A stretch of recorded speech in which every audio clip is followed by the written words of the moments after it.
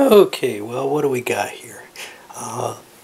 Assyrians started things off, and they opened up with the wing that's already been hit pretty hard over here on the right flank, and healed it, preparing it for any kind of attack that might happen, the need to withdraw. Then they got an infantry momentum, or an infantry action pick, and moved 2 units forward. One ended up charging through here, one ended up coming from behind a chariot, both in ways that were kind of tricky. One of them, things were too dense and the chariots couldn't get through each other. At least that's how I read it.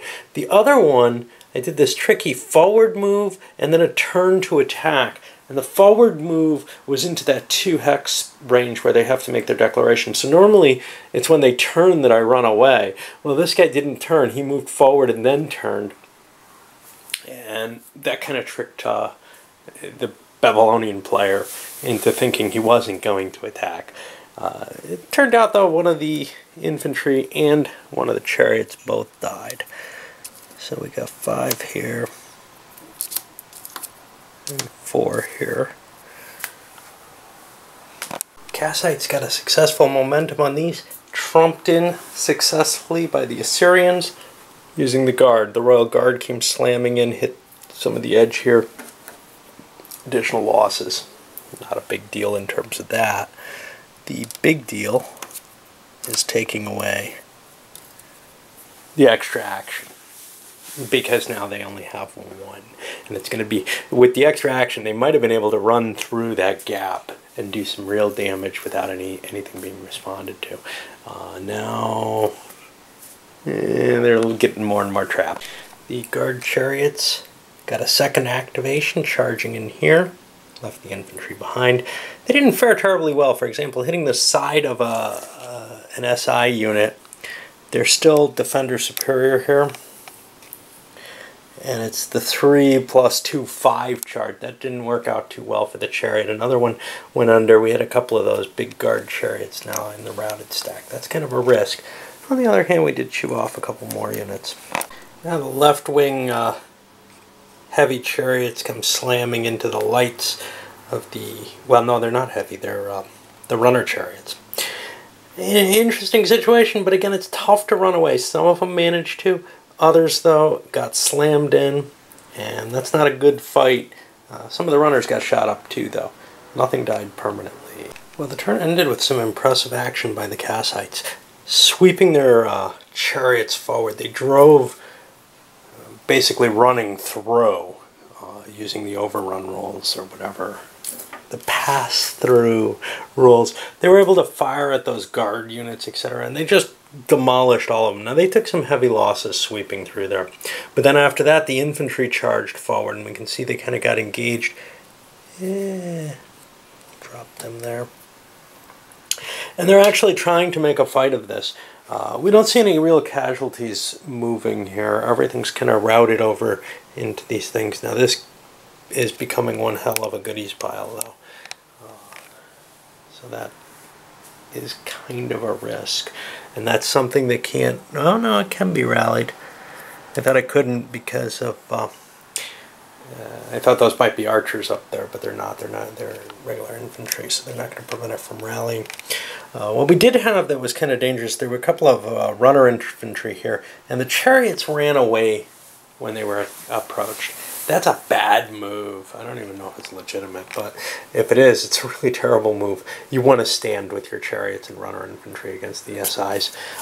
They're actually pretty decent against SIs. We're talking about a 7 table. Subtract 2 from it because you got an extra unit, so you're on the 5, or they're on the 5 attacking. Whereas if the SI is attacking the runner infantry, it's attacker superior. And down here on the 9 table, that didn't work out too well for the runners, but I chickened out and didn't bother looking at things, but such is. Well, the Assyrians won the initiative, but here's the problem. The thing I want to do first is I want to rally these suckers, right? Okay. And now I gotta find a command that I can activate that that I really don't want to do much with. The first division up here is not too terrible a choice, I guess. The Royal Guard, they hardly exist, so they might be a good choice. I can't rally him if I'm doing the rally action. I can't, I don't know, whatever it is that reintegrates units. The infantry, I think, is a bad choice. I really kind of want to hit with them. The second division looks like my best choice, though, because they're mainly missile troops, and I can do some reorganization. I would like to be removing some of the tactical quality hits, but I think I'm going to choose them. But it's tough a lot of times to make this decision because, you know, keeping a unit out of the line so you can make those rally rolls, which are not terribly likely, but here I think it's pretty vital that I get those rolls, or push this stuff back. I don't know. I'm going to take the rolls though. The kind of encirclement that's developing here would be really, really ugly in almost any other Great Battles of History game, but in this, well, it's a little tough to tell because we've got all these chariots that can just kind of ram through in this routed line here. Now, I fired off with these. These guys actually did a pass-by over here on this one-end guy. They couldn't even rout him. There's sort of this ineffectiveness to the whole chariot warfare and how they take care of infantry because they've just got to keep going back and forth. Well, if the infantry's got something of value it can do, like hitting those routed units, it is actually to the advantage over the kings of the battlefield, as it were. I took a moment to talk because I'm going to be activating their big chariot wing in a minute, and that's going to break up, I think, this encircled look that I really wanted to capture because this is at greatest depth, basically. Well, I don't know how much that helped. That was sort of a measure of inefficiency or ineffectiveness. The entire chariot division, and it's a huge division, swarmed in on this one unit, firing its bows at it. Now, the first few units passed it by. I didn't do any pass-through fire. Oh, that cost an extra movement point, essentially, to go through the hex. And I knew this was going to be kind of a traffic jam here. And I also kind of forgot about it. But anyway, I passed a number of them by it, firing, and then started pushing more right up against it. Once you start pushing against it, you're saying, uh-oh, I better kill him or he's going to, you know, be able to schwack me. And eventually I've got things firing at range 3 with their composite bows at him. They failed to kill him. They're like one point away from routing him. And the rest of the division's just sitting back here, the chariots, which can just pound into this. And, well, in some cases, units will be able to withdraw, but in others, they're too densely packed to get the chariots out of there. Kassite infantry slides its whole axis of positioning to slam into the routed units. These others not really covering, just trying to run away. They're going to be hit by the infantry. There's not much I can do about that. I need to keep the command together. Splitting it into little separate parts is just a sure way to get beaten up piecemeal here, although I think it's going to happen no matter what.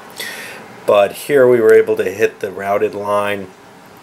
A couple of engaged units here. We've got the king himself of Assyria in battle, and that's a -4 to the attack that was made on him. That sounds tremendous, you know, but it really isn't. The way the charts work, it doesn't terribly affect things. You know, even a 1 point, it's good to have, but it's why I don't like risking the leaders in close combat, because there's a 1 in 10 chance you lose your overall commander each time you fight. So it's probably kind of neat to hunt them. The bowmen came up behind and got some shots in as well. We ended up only taking out 2 of the units. They were both routed guys. Everything else kind of routed on its own. It's going to be 12 more hits on the Assyrians. Bring them down to 52. But the Kassites are at 34. So it's still a pretty unbalanced situation right now. Well, especially after the Royal Guard, which got the next activation struck, and they were already locked in combat. Things are looking pretty iffy for the Assyrians on this front. The infantry charge across here has done a lot of damage and really opened up a risky area.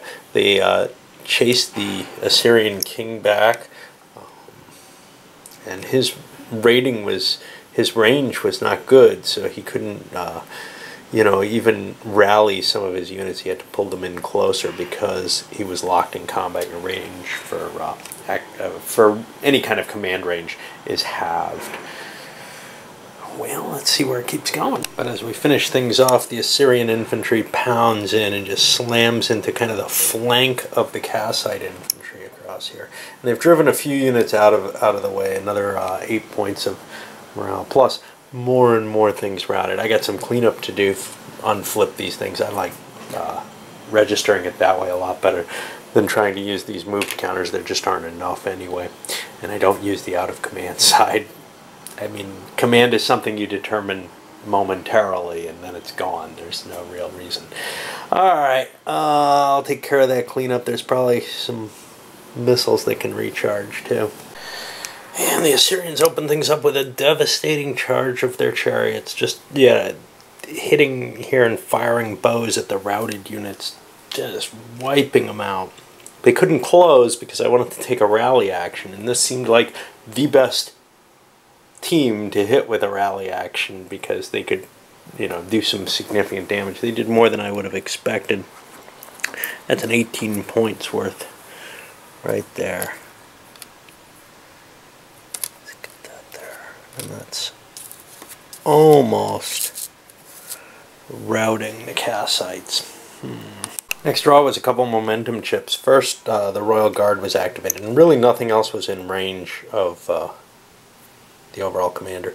He didn't get to do a lot. Swung some chariots through and turned them around, took some damage doing that, but also did a little bit of javelin fire on this. This guy said, I can't quite make it, so I'll hold up. And then a heavy infantry smacked in and broke its way through some archers.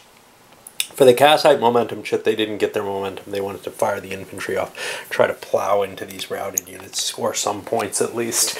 Kassite 1st Chariot Division slid, came charging. He should be in the same hex. I'm always doing that because I see a unit under there. Came charging out, only 2 units, but forced the lighter chariots back a little bit. Took a lot of fire. Actually, both of the Kassite chariots were routed.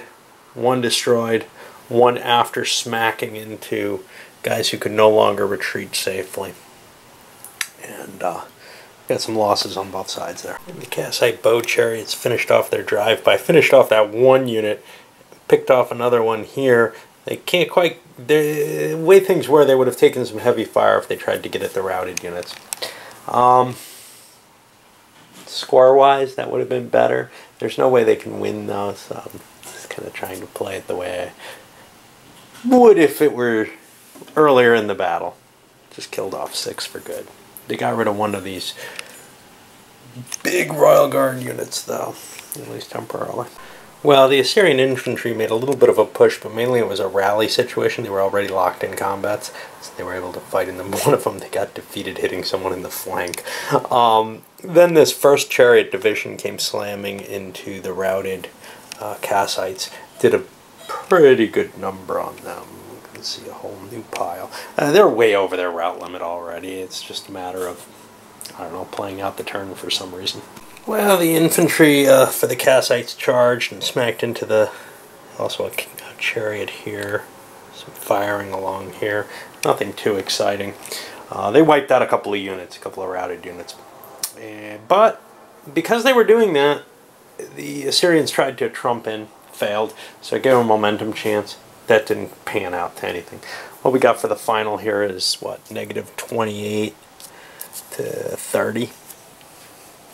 Pretty much as clear an Assyrian victory as it looked from the beginning. And, you know, I'm just left kind of stunned with the, okay, what could have gone differently?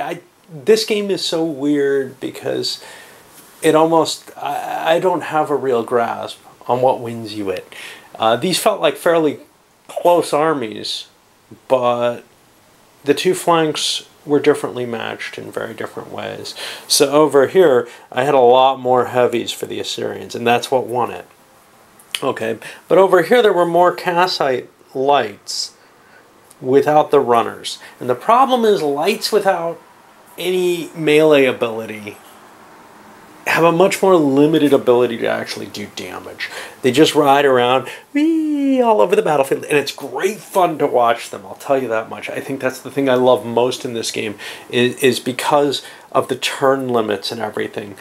You see these things kind of thundering along, and, you know, it's just like 1, 2, 3, 4, 5, 6, you know, it feels, I don't know, you just see this whole swing of them go across the battlefield shooting at people. It's just really amusing to watch in a way that very few war games kind of excite me in the same sort of, in this sort of way. Just sort of, I don't know, a whimsical kind of, it's amazing to watch this happen. And as the chariots are flipping over, they're taking losses for their maneuvers and everything like that. It's just, you know, really enjoyable for me.